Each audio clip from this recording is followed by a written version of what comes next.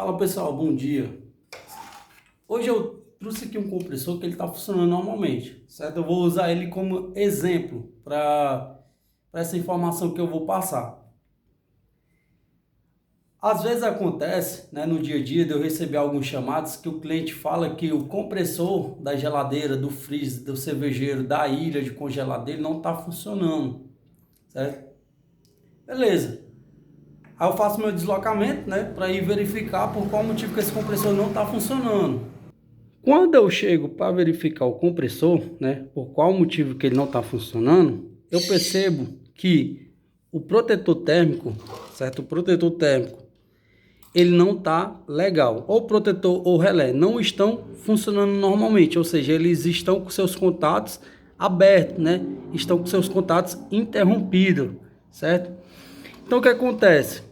Se eu tenho um protetor térmico ruim ou um relé ruim, eles atuaram porque eles perceberam que existe uma falha, né? Ou uma falha relacionada à tensão elétrica que está sendo fornecida para funcionar esse compressor, ou um problema relacionado daqui, né, do conjunto de partida para dentro do compressor.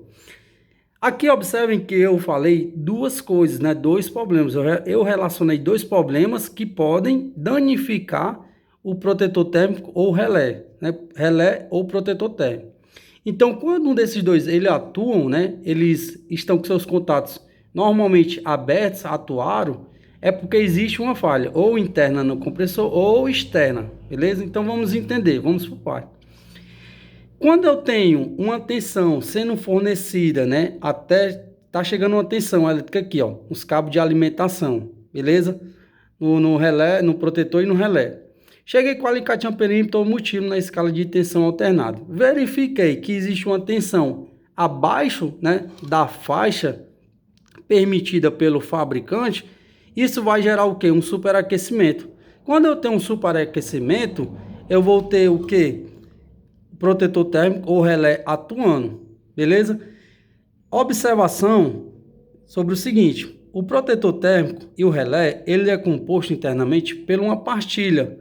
Nada mais é, parece uma moeda, melhor, parece uma moeda, certo?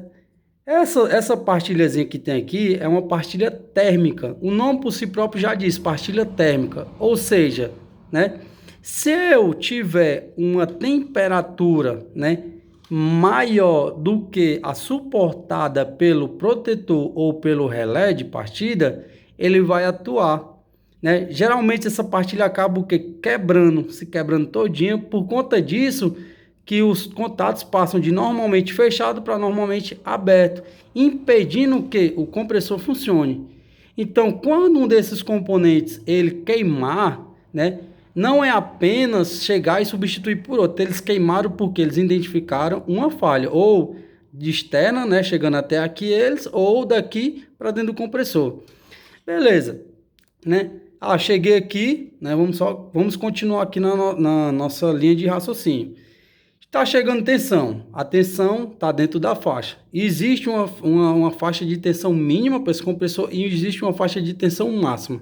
Beleza? Nunca pode estar de mais, nunca pode estar de menos, porque isso pode prejudicar o funcionamento do compressor. Mas beleza, vamos lá. A minha tensão tá chegando aqui, beleza. Tá chegando 220. Tá chegando 220 e mesmo assim o protetor ele atuou, né? Ele não tá bom, ele queimou. Eu vou pegar outro protetor térmico, vou usar esse daqui como exemplo. Cheguei com outro protetor, botei outro protetor térmico aqui, coloquei para funcionar novamente o compressor. Aparentemente voltou a funcionar, né? Botei aqui o alicate amperino, percebi que está uma corrente elétrica aparentemente boa dentro da faixa. O que é que eu vou fazer? Vou liberar o equipamento para o cliente utilizar novamente. Beleza, você libera e tal, passa para o cliente, o que é que foi feito? Só que com 5 horas ou mais horas depois, o cliente retorna dizendo que o equipamento dele não está mais refrigerando. Aí você já vai, pô, como é que pode? Já parou o equipamento do cliente? O que foi que aconteceu? Aí beleza, você chega lá, se depara que o protetor térmico atuou novamente, ou seja, o protetor térmico queimou novamente, o que é que você vai fazer numa situação como essa? Pessoal, numa situação dessa aqui, já de cara, já para você saber que tem um problema relacionado ao compressor. Por quê? Você chegou com um alicate amperímetro, verificou que a tensão está ok, né? Tá chegando uma tensão aqui ok, uma tensão dentro da faixa, né? Para o bom funcionamento do compressor. Só que depois de horas depois funcionando, o compressor queimou novamente o protetor, é porque existe uma falha interna nesse compressor, certo? Então, se eu tenho um problema relacionado à bobina elétrica ou ao mecanismo, pode ter certeza que esse problema ele vai transparecer da parte interna desse compressor para fora. Então, o protetor térmico ele atua, se houver uma falha externa, ele vai atuar, se houver uma falha interna, ele vai atuar também. Beleza? Então, é sempre bom a gente ficar atento a esses detalhes, porque é esses detalhes aqui, né, que faz a diferença no dia a dia, tá bom? Então, isso daqui é o que? Precisão. A gente tem que ter precisão nos diagnósticos que a gente for fazer. E também tem que ter o máximo possível de informação para passar para o cliente, porque não é tão simples assim não, beleza?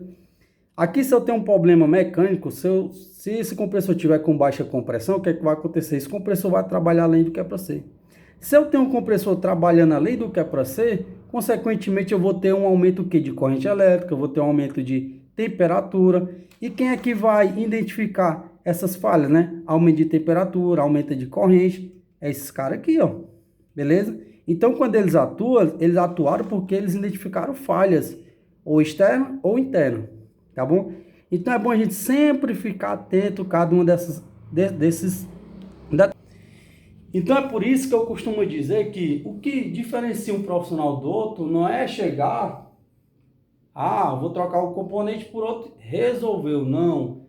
O que diferencia um profissional do outro é o máximo de conhecimento que ele tem, certo? Então, sempre, como eu estou acostumado a dizer, é sempre bom a gente buscar o máximo possível de conhecimento, de informação. Informação, independente seja pouco ou muito, nunca é demais para nós. Isso é o que vai diferenciar a gente de outros profissionais, beleza? Então, graças a Deus, mais um vídeo concluído e mais uma informação sendo repassada.